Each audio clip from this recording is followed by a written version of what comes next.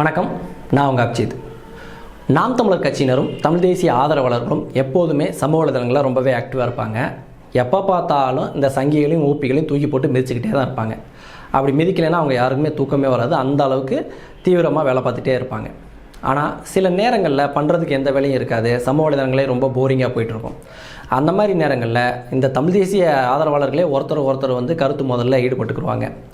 வழக்கமாக பார்த்திங்கன்னா இந்த மாட்டுக்கறி பிரச்சனையில், அதாவது மாட்டுக்கறி சாப்பிட்லாம் அப்படின்னு ஒரு தரப்பினரும், மாட்டுக்கறி சாப்பிடக்கூடாது அப்படின்னு ஒரு தரப்பினரும், நான் தமிழ் தேசிய அமைப்பிலே ரெண்டு தரப்பாக பிரிஞ்சு கருத்து மோதல்லாம் ஈடுபட்டுக்கிட்டு இருப்பாங்க. இது வழக்கமாக நடக்கக்கூடிய ஒரு விஷயம்தான். வருஷம் இது நடக்கும். சரி, இதெல்லாம் போய் நம்ம எதுக்குப்பா பேசிக்கிட்டு, இதை வழக்கமாக நடக்கிறதானே, கொஞ்சம் நாள் அதே மறைஞ்சிரும் அப்படின்னு நினச்சி நம்ம கடந்து போனாலும் கூட, இந்த முறை என்னென்னா, இந்த சங்கிகளும் ஊப்பிகளும் இந்த பிரச்சனைக்குள்ளே வந்துட்டு குட்டையை குழப்பி இந்த பிரிவினையை இன்னும் பெருசாக்கி, இன்னமும் தமிழ் தேசிய அமைப்புக்குள்ளேயே ரெண்டு பிரிவாக பிரிஞ்சு ஒருத்தர் எதிரி மாதிரி உருவாக்கக்கூடிய வேலைகளை செஞ்சுக்கிட்டு இருக்காங்க. இந்த நேரத்தில் நம்ம ரொம்பவே கவனமாக இருக்கணும்.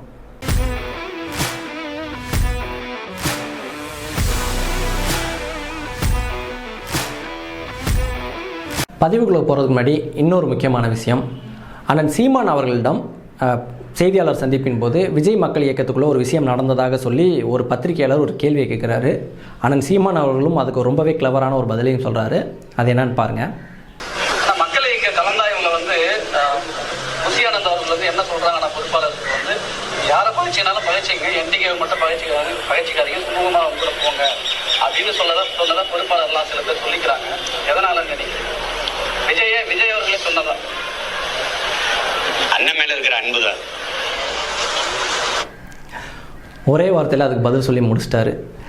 இந்த கேள்வியை அந்த நிருபர் ஏன் கேட்டிருப்பாருன்னு எனக்கு ஒரு சந்தேகம்னா, எப்படியாவது அண்ணன் வாயிலிருந்து ஏதாச்சும் ஒரு வார்த்தையை பிடுங்கி அதை திரிச்சு போட்டு விஜய் ரசிகர்களை பூரா நாம் தமிழர் கட்சிக்கும் அண்ணன் சீமான் அவர்களுக்கும் எதிராக திருப்பலாம் அப்படின்ற எதுவும் யோசனையில் இந்த மாதிரி கேள்வியை கேட்டிருப்பாரா அப்படின்னு ஒரு சந்தேகம். ஏன்னா இது சம்மந்தமான எந்த தகவலும் வெளியே வரல இன்றைக்கி வரைக்கும். இந்த நிருபர் இப்படி சம்மந்தமே இல்லாமல் திடீர்னு இந்த கேள்வியை கேட்குறாருன்னா இந்த மாதிரி சந்தேகங்கள் வரத்தான் செய்யும்.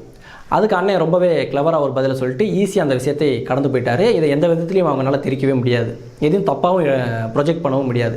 அது மட்டும் இல்லாமல் தமிழக வெற்றி கழகமாக இருக்கட்டும், நாம் தமிழர் கட்சியாக இருக்கட்டும், ரெண்டு பேரும் மோதல் போக்கில் ஈடுபட்டாங்க அப்படின்னா இது சங்கிகளுக்கும் ஊப்பிகளுக்கும் லாபமாக தான் முடியும். ஏன்னா இப்போ தான் வந்து விஜயனுடைய ரசிகர் மன்றம் அரசியல் கட்சியாக பரிணமிச்சிருக்கு. அவங்களுடைய பைலா என்ன, அவங்களுடைய கொள்கை என்ன, திட்டம் என்ன, அவங்க மக்களுக்காக எப்படி போராட போகிறாங்க அப்படின்றதெல்லாம் பொறுத்து இருந்து தான் நம்ம பார்க்கணும். ஜூலைக்கு அப்புறம் தான் வந்து செயல்படுறவங்க அங்கே களத்துக்கு வருவாங்க அப்படின்ற மாதிரியும் சொல்கிறாங்க. அதே போல் நாம் தமிழர் கட்சி என்பதும் அதிகாரத்தில் இருக்கக்கூடிய கட்சி கிடையாது. ஆளுங்கட்சியாவோ அல்லது எதிர்கட்சியாவோ இருக்கக்கூடிய கட்சி கிடையாது. அதிகாரத்தை பெறுவதற்காக போராடி கொண்டிருக்கக்கூடிய ஒரு அரசியல் கட்சி. ரெண்டுமே பார்த்திங்கன்னா தமிழர்களால் நிர்வகிக்கக்கூடிய கட்சி தான். இந்த ரெண்டு தமிழர்களுடைய அமைப்பும் வந்து ஒன்றுக்கு ஒன்று மோதிக்குச்சுன்னா இதன் மூலமாக இங்கே இருக்கக்கூடிய திராவிடர்களும் தேசிய கட்சியை சார்ந்தவங்களும் தான் லாபம் அடைவாங்க. இது வந்து நம்மளுக்கு ஒரு பேரிழப்பாக தான் அமையும். இப்படி தான் நீண்ட நெடுங்காலமாக தமிழர்கள் ஒருத்தர் அடிச்சுக்கிட்டனால தான் இங்கே வந்தவன் போனெல்லாம் நம்மளை ஆண்டுக்கிட்டு இருக்கான். தமிழனால் இன்னும் ஆட்சி அதிகாரத்துக்கு வரவே இல்லை. எனவே இந்த விஷயத்தில் ரெண்டு தமிழ் அமைப்புகளும் கவனமாக இருந்தாங்கன்னா அது ரெண்டு பேர்த்துக்குமே நல்லது அப்படின்றதான் என்னுடைய கருத்து. இந்த விஷயத்தில் அண்ணன் ரொம்பவே கிளவராக அதை ஹேண்டில் பண்ணிட்டாரு அப்படின்னே சொல்லலாம். இதே விஷயத்தை நம்ம இந்த மாட்டுக்கறி பிரச்சனையிலையும் நம்ம ஒப்பிட்டு பார்க்கலாம். ஏன்னா இந்த மாட்டுக்கறி பிரச்சனையில் ஒரு பக்கம் சாப்பிட்லாம் சாப்பிடக்கூடாதுன்னு சொல்லி இந்த தமிழ் தேசிய அமைப்புக்குள்ளே இருக்கிறவங்களே ரெண்டு தரப்பாக பிரித்து சட்டம் போடுறது மூலமாக இந்த சங்கிகளும் ஊப்பிகளும் தான் உள்ளே பூந்து குட்டையை குழப்பி அவங்களுக்கான அரசியல் வேலைகளை செஞ்சுக்கிட்டு இருக்காங்க. இப்போ மாட்டுக்கறியை வந்து சாப்பிட்லான்னு சொல்கிறவங்களுக்கு கீழேலாம் போயிட்டு இந்த ஊப்பிகள்லாம் வந்து அவங்களுடைய பதிவெல்லாம் ரீட்வீட் பண்ணிவிட்டு யாரெல்லாம் வந்து மாட்டுக்கறி சாப்பிடக்கூடாதுன்னு சொல்கிறாங்களோ அவங்க வந்து நம்ம வந்து மாடை வந்து வளர்க்குறோம், நம்மளோட குடும்பத்தில் ஒரு அங்கமாக இருக்குது, அதனால் நம்ம சாப்பிடக்கூடாது அப்படின்னு சொல்லி அவங்க சாதாரணமான நிலையில் சொன்னாலும் கூட அதெல்லாம் எடுத்து போட்டு இங்கே பாருங்கள் சங்கிகளுக்கு ஆதரவாக தமிழ் தேசியவாதிகள் செயல்படுறாங்க, நாம் தமிழர் கட்சி தம்பிகள்லாம் பாருங்கள் சங்கிகளுக்கு ஆதரவாக பேசுகிறாங்க அப்படின்னு சொல்லி அதை வந்து திருச்சி ப்ரொஜெக்ட் பண்ணக்கூடிய வேலைகளை செஞ்சுக்கிட்டு இருக்காங்க. அதே போல் பார்த்திங்கன்னா இங்கிட்டு யாரெல்லாம் மாட்டுக்கறி சாப்பிட்லான்னு சொல்கிறாங்களோ அதை இந்த சங்கிகள்லாம் எடுத்து ரீட்வீட் பண்ணிக்கிட்டு இங்கே பாருங்கள் இந்துக்களுக்கு எதிராக பேசுகிறாங்க, தமிழர்களுக்கு எதிராக பேசுகிறாங்க, தமிழர்களுடைய வாழ்வியலுக்கு எதிராக பேசுகிறாங்க அப்படின்ற மாதிரி ப்ரொஜெக்ட் பண்ணக்கூடிய வேலைகளை செஞ்சுட்டு இருக்காங்க. இப்போ பார்த்தீங்கன்னா ரெண்டு தமிழ் தேசிய அமைப்பை சார்ந்தவங்க, அதாவது ரெண்டு தரப்பினரும் வந்து சண்டை போட்டுக்கிறனால பயன்படுறது என்னமோ இங்கே இருக்கக்கூடிய சங்கிகளும் ஊப்பிகளும் தான். எதற்காக நாம் தமிழர் கட்சி மேடையிலான சீமானாக இருக்கட்டும், மற்ற நாம் தமிழர் கட்சி உறவுகளாக இருக்கட்டும் மாட்டுக்கறியை பற்றி வெளிப்படையாக பேச ஆரம்பித்தாங்க அப்படின்னா, இங்கு மாட்டுக்கறியை வைத்துக்கொண்டு கடந்த 10 ஆண்டுகளில் இந்த பிஜேபி தலைமையிலான அந்த சங்கி அரசு ஒரு மிகப்பெரிய அரசியலை முன்னெடுத்துட்டு இருக்காங்க.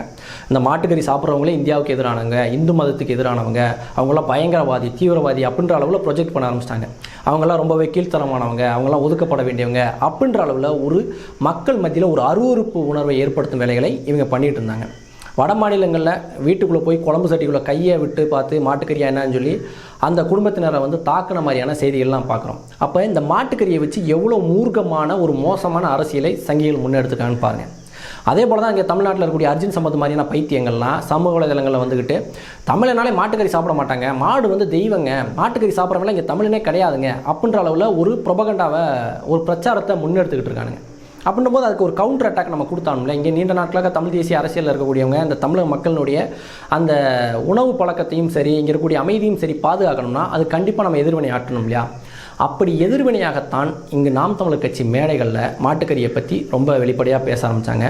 மாட்டுக்கறி அப்படின்றதும் ஒரு சாதாரணமான உணவு தான், அதுவும் உடம்புக்கு சத்தை கொடுக்கக்கூடிய ஒரு உணவு தான். மாட்டுக்கறி சாப்பிட்றவங்களாம் ஒன்றும் இழிவானவங்களும் கிடையாது, அது ஒரு தவறான விஷயம் கிடையாது, எல்லோருமே சாப்பிட்லாம். உடற்பயிற்சி அதான் அண்ணன் சீமான் சொல்ல இல்லையா, போ ஜிம்முக்கு போ, நல்லா மாட்டுக்கறி வாங்கு, சாப்பிட்டு உடம்பை ஏற்று அப்படி ரெக்கப்பட்டு ஏற்றுக்கிற மாதிரி நட அப்படின்லாம் சொல்கிறார் இல்லையா. அது வந்து எல்லோரும் சாப்பிடுங்க, தப்பு கிடையாது, அது வந்து சாதாரண ஒரு உணவு தான். எப்படி நம்ம கோழி ஆடெல்லாம் சாப்பிட்றோமோ அது மாதிரி மாடும் ஒரு உணவு தான் அப்படின்னு சொல்லி நார்மலைசேஷன் பண்ணுவதற்காக பேசப்பட்ட ஒரு விஷயம்தான். அதுக்காக மாட்டுக்கறியினுடைய பிராண்ட் அம்பாசிடரை மாதிரி மாட்டுக்கறி எல்லாரும் சாப்பிட்டாங்கன்னு சொல்லி யாருடைய வாயிலையும் திணிக்கணும் அப்படின்ற எண்ணம் வந்து நாம் தமிழர் கட்சி உறவுகளுக்கு கிடையாது. இந்த சங்கிகளுடைய அரசியலுக்கு எதிராக தமிழ் தேசியவாதிகள் முன்னெடுத்த ஒரு அரசியல் தான் அது. இதில் வந்து எனக்கு தெரிஞ்ச வரைக்கும் தவறு கிடையாது.